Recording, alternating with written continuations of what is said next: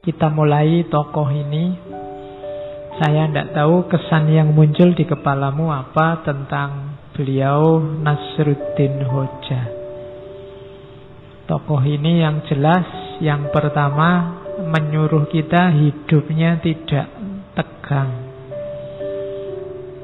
Berhikmah iya, berfilsafat iya, mendalam secara makna iya, tapi santai saja, sambil senyum, sambil tertawa. Kalau kamu tidak percaya, Nabi itu sering tertawa.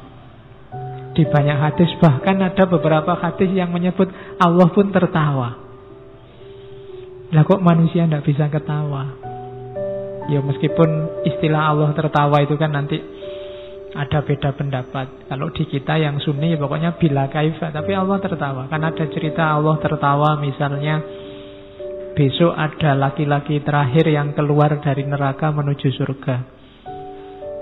Mungkin dia lihat surga dari jauh terus tertarik. Ya Allah, mbok aku dekat saja sama surga sudah senang. Ya sudah mendekat.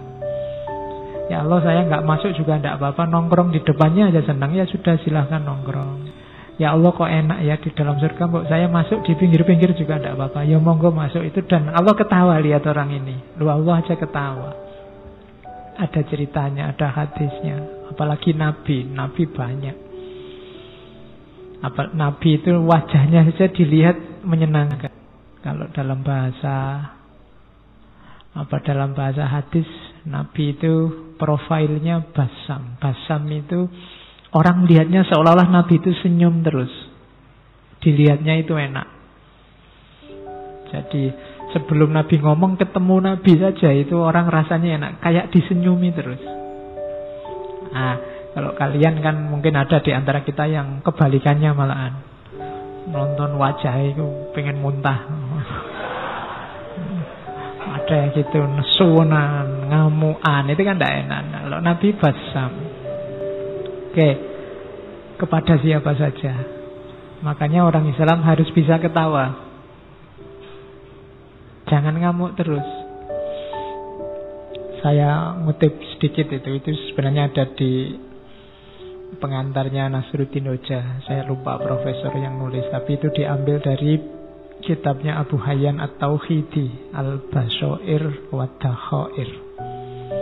Jangan engkau jauhkan dirimu dari mendengar sesuatu tentang kejadian sederhana yang lucu-lucu. Jadi kalian nonton yang lucu-lucu tidak apa-apa, nonton komedi tidak apa-apa. Sebab termasuk juga yang lucu-lucu dalam hidupmu. Hidupmu itu lucu, banyak yang lucu. Cuma kamu membacanya terlalu serius. Sebab bila engkau tidak mau memperhatikannya, pemahamanmu akan picik dan watakmu menjadi kurang tanggap.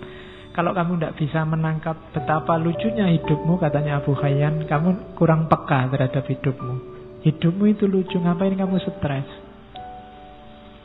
Ngapain kamu sumpek? Itu lucu. Tidak lulus-lulus ujian, lucu. Ya kan? Kemudian apalah diputus pacar, jane ya lucu. Wong masih pacar aja diputus, kamu kok nangis sampai segitunya. Malah enak kamu bisa nyari lagi, nambah pengalaman. Kalau kamu nangis itu jane ya lucu.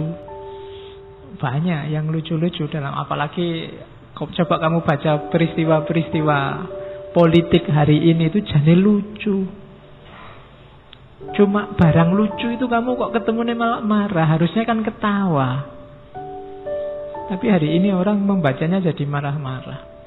Katanya Abu Hayyan bilang, kau tidak mampu menikmati segarnya komedi, segarnya humor, segara kelucuan, awan kelabu kehidupan yang serius bahkan menghancurkan dirimu. Wah, susah. Merengut terus juga hidupmu akan hancur. Tidak enak. Wong kita oleh Allah diizinkan, diberi kesempatan hidup di dunia ini kan untuk bahagia, untuk senang. Masa Allah nyuruh kita sumpek, nyuruh kita sengsara? Kan enggak. Gembiralah. Hidup ini menggembirakan. Jadi tertawalah. Ini filosofi yang dipakai oleh Abu Hayyan At-Tauhidi dan Nasruddin Hoja. Nanti gayanya semacam ini. Makanya saya sebut Muslim alternatif. Sekarang citranya Islam itu citra kebanyakan citra keras. Ya meskipun itu salah, tapi ada indikator-indikator yang membuat orang menyimpulkan itu.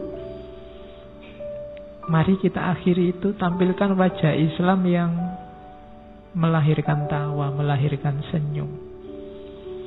Kadang-kadang ada orang bikin komedi, bikin humor, kamunya serius. Betul.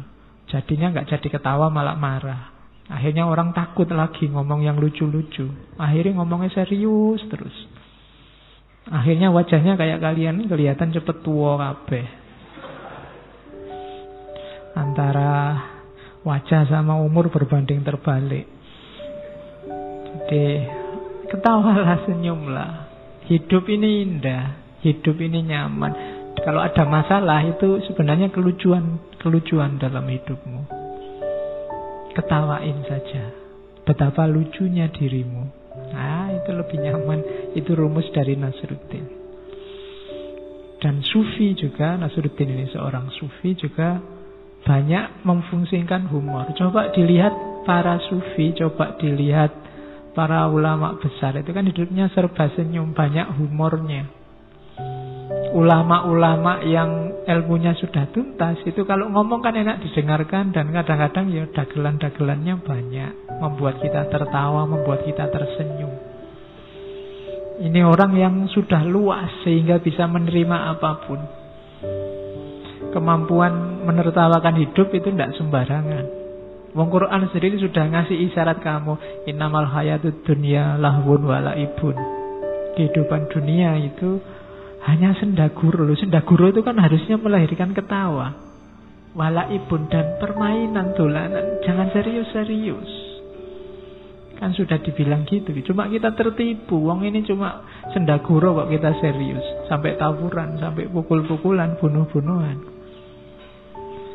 Salah rumus berarti hidup kita.